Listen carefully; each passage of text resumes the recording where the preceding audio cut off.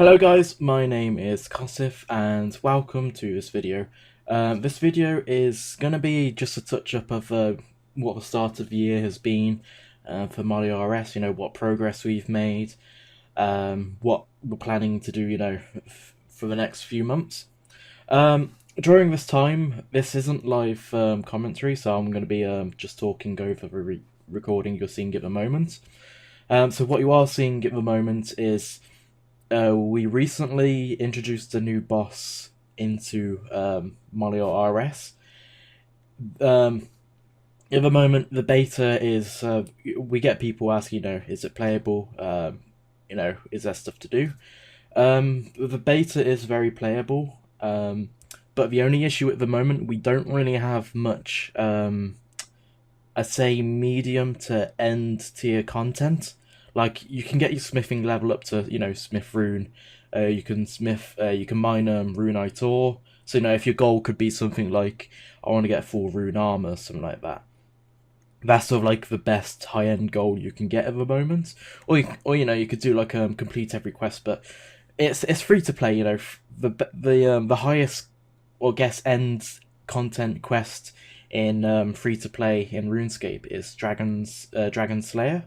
But because of our time frame, we don't actually have Dragon Slayer in our project at the moment. We have to customize that to fit into the lore of our story. So, free to play, it's not like, you need to be level 50 combat to do this quest. Vampire Slayer, you could do that at the lowest level. Every quest doesn't really have much requirements, apart from there might be the odd thing like, I think Storic's quest, you need like 10 mining or something. But we introduced this boss as, I guess, well, this boss in particular is for level 8s, which is sort of like the tier of steel armor. It drops a club, so it's a new weapon which has there's a lot of weapons in Never Nights 2, and we always want to try and introduce like a variety of different types of weapons. Especially in the olden times of RuneScape, it was always, Scimitar was the best free-to-play weapon. Although saying that, Scimitar was always the best weapon. If you got to members, of course, if after you do Lost City, Dragon Longsword is going to be your next best, but you're always going to go for that Scimitar because it was the best weapon. But, you would unlock stuff like a Dragon Battle Axe or I'm trying to think of other weapons, although Dragon Battle Axe was like, the only dragon weapon in the olden times. But say like, you wouldn't train with a dragon two-hander or stuff like that. It was sort of, you would only use that one weapon, but with RuneScape 3 they made it so warhammers, maces, spears, they weren't used in the olden times, but now with RuneScape 3, there's no downfall of using it because they all have the same stats and the same attack speed, and that's very similar to Neverwinter Nights 2. We have like sickles, scimitars. We even have scythes, halberds, spears. We have all that, and it's very up to the player on how they use that. So with this boss, we introduced a club. So a club is a bludgeoning weapon, and it's a small weapon. So say if you're a rogue, rogues mostly use daggers. But say if you're in a fight and you're against if you're against a warrior, and that warrior knows you're a rogue, they're going to be wearing armor. So if you're a rogue, you want to use a bludgeoning weapon, because not rune, but armor in metal armor in general is weaker to crush. Bludgeoning and crush are the same, but in Neverwinter Nights 2 they call it bludgeoning. I hope I'm pronouncing that right. But it's metal armor, say like a plate body, is stronger against slashing and piercing than it is to crush.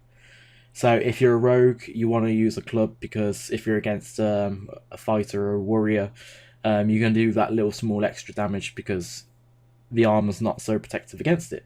And so this boss, so trying to get back on point, I just had to touch that up. Back on point, the boss drops a good level 8 weapon which has better stats than steel. So if you're a level 8 and you want to get the best performance of your weapons, you can kill that boss. But then again, it's a good boss. It drops like mithril armor, it drops like gems. So it's a good money per hour, if you could say. So this video was us. We got a bunch of fans. We got a lot of testers. I think there was about 6 of us in total, and we just hopped on the project and we just went. We met up in Varrock and we went to kill the boss, and it was really good fun. The boss needed tweaking a lot, so we can't show that just yet. It is very hard to sort of test bosses in combat all by yourself, so we had to get a bunch of people to do it, and it was really good fun. And so after that, we just went over to the wilderness and did some PvP. The camera guy, or if you could call it a camera guy, is Colton. He's the co-developer. You could probably see all these, weird interfaces popping up. He's on I guess, admin client, so it's sort of like a jagex mod of Runescape. So he could spawn stuff, he could teleport to people, he could teleport people to him, and all that stuff. So he has all these, abilities or powers. So yeah, we went to the wilderness. That is the mage arena.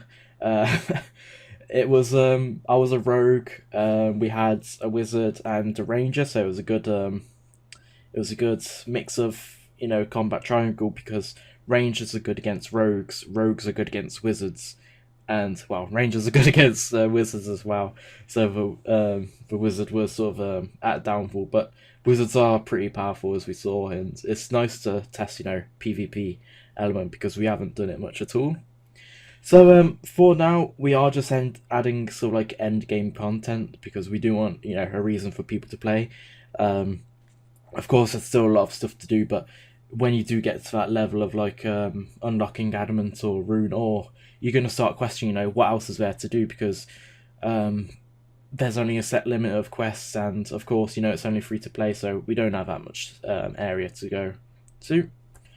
So yeah, that's the end of the video. So I hope you all enjoyed it.